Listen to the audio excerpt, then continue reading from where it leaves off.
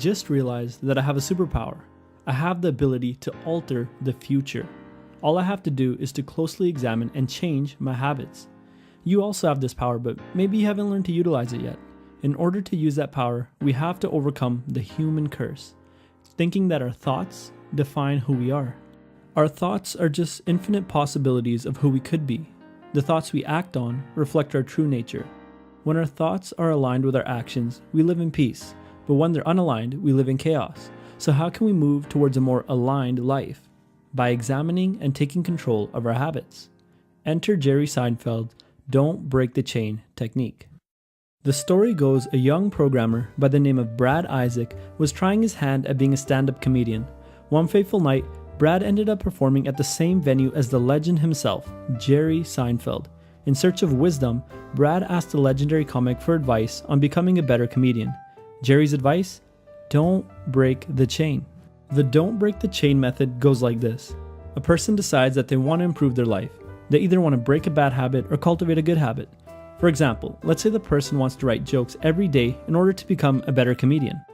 That person proceeds to take out a calendar for the whole year. They start performing their daily habit of writing jokes. After completing the habit, they draw a big red X on the calendar over today's date. They repeat this the next day and then again the next day until eventually a small chain of red X's has been developed. As you may remember from my How to Build Good Study Habits video, studies suggest that the median time to build a habit is 66 days. That means for roughly the first 2 months, it's absolutely essential that the chain is not broken. The chain of red X's begins to act as a psychological motivator and propels the person towards accomplishing their goal. It sounds simple, but why does this technique work? I believe that there are 2 key psychological pillars that support this technique. Pillar number 1 is the release of dopamine. Every time we complete our daily ritual and put the big red X on our calendar, we feel a sense of accomplishment.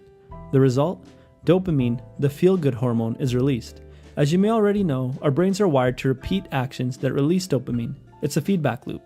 This is also the reason social media is so addictive. Pillar number 2 is loss aversion. As the chain gets longer, the stakes associated with not doing the habit rise. We start to feel like we have a lot more to lose. We might say things like, "I've already been doing this for 60 days in a row. I don't want to stop now." One of the most influential economists in the world, Daniel Kahneman, performed a landmark study in which he demonstrated the principle of loss aversion. As stated in the study, changes that make things worse, losses, loom larger than improvements or gains. Simply put, our desire to avoid losing $5 is greater than our desire to gain $5. It's human nature to avoid loss. You may be wondering, why is that? Some people believe that it's a hardwired behavior passed down from our ancestors. They were more averse to loss because loss meant death. For example, having less food than was necessary resulted in death, but having a bounty of food made life more comfortable. The principle of loss aversion also applies to the don't break the chain technique. Once we have a few red X's on the calendar, our desire to not lose our streak is greater than a gain we might get doing any other activity. We've already committed so much time and effort into being consistent with our habit, we feel compelled not to break it. So how can the don't break the chain method be used to break bad habits? On the first day that you don't perform the bad habit, mark it off with a big red X on your calendar. Build up a small chain and try to keep it going. Hopefully, in 66 days, your habit will be broken. Just a side note, studies show that the time taken to develop a habit falls between 18 and 254 days for different individuals, so don't be discouraged if it takes a little longer for you to make or break a habit. So maybe you're thinking, I don't want to use a big calendar. No problem, I can recommend 3 apps to you to help you practice this technique. The first app is Habitica. I've recommended this app before as one of my top 3 productivity apps for students. Habitica allows users to keep track of daily habits, which the app refers to as dailies. Every time you complete a daily, you can check it off and keep track of your streak by looking at the little arrows at the bottom right corner of a habit. The benefit of Habitica, or the con depending on how you look at it, is that it also functions as a to-do list and an RPG game.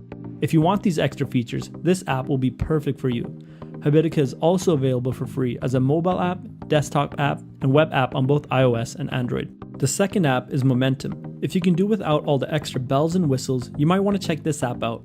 It's a simple app that allows users to tick off habits and keep track of their chain. It only tracks habits, so it's a lot simpler in design and use than Habitica. Unfortunately, it's only available on iOS as far as I could see, and you're only allowed to keep track of 3 habits at a time with the free version. The full version costs $6.99 and comes with benefits such as the ability to enter an unlimited amount of habits. This should be free, to be honest. A desktop app, iCloud syncing, reminders, data exporting, Touch ID locking, and the ability to analyze trends. Personally, I didn't need all the extra benefits, and so I couldn't justify the cost. The third app is Chains. I used to use Habitica, but this is the app I've been experimenting with lately. It costs $2.79, and it's very simple in terms of design and utility. It allows users to color code habits and assign habits to specific days of the week.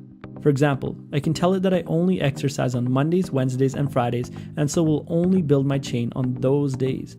After I insert a habit, I simply open the app on the day I perform the habit and swipe right to mark it as complete. I'm sure all 3 apps will get the job done just fine. At the end of the day, it's all just personal preference. Don't forget, a big traditional calendar also works. Now that you know Seinfeld's secret, good luck and make sure that you don't break the chain.